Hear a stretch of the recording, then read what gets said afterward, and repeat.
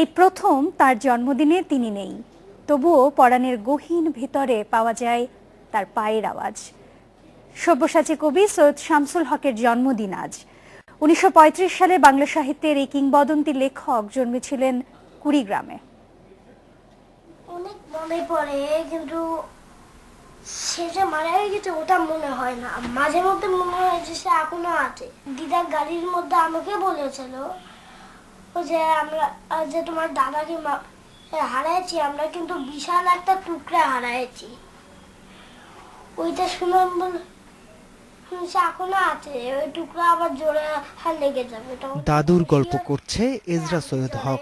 তার দাদু সব্যসাচী লেখক সৈয়দ শামসুল হক এভাবেই মূর্ত হয়ে আছেন তার শিশু মনে। বেড়াতে আসা অতিথি কিংবা বাবার সঙ্গে আড্ডায় প্রায়ই এমন করে দাদার কথা বলে শিশুটি। আর বাবার স্নেহ শাসনে বেড়ে ওঠা দ্বিতীয় সৈয়দ হকের জন্য এই স্মৃতি আরও গভীর। তবে বেদনা ভুলে তিনি সৃজনের আনন্দ স্মৃতিই মনে করতে চান বেশি।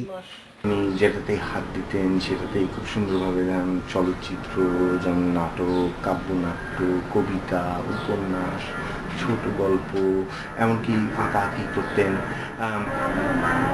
আমি ছেলে হিসেবে বলবো যে ওনাকে কিন্তু আমি একটা সব্যসাচী বাবা হিসেবেও পেয়েছি। একে অপরের খুব ভালো পাঠক ছিলেন, তাই নিজের লেখার সমালোচক হিসেবে বাবার অনুপস্থিতি অপূরণীয় মনে করেন দ্বিতীয় সৈয়দ হক। গত ২-৩ বছরে আমরা অনেক আলাপ আলোচনা করেছি একজন আরেকজনের লেখা নিয়ে, কোথায় কোন জিনিসটা ভালো লাগছে, কোন জিনিসটা খারাপ হচ্ছে। এটা কখনো মনে হচ্ছে না যে ও আমি বাবার পাঠক বা বাবা আমার পাঠক। আমরা পাঠক, আমরা লিখে থাকি, আমরা সৃষ্টি করে থাকি। বাড়ির আঙিনার দোলনায় এখন নতুন প্রজন্ম। শুকনো পাতার মর্মরে না থাকার সুর, তবুও সৈয়দ শামসুল হক জুড়ে আছেন বাঙালির পরাণের গহীন ভিতর।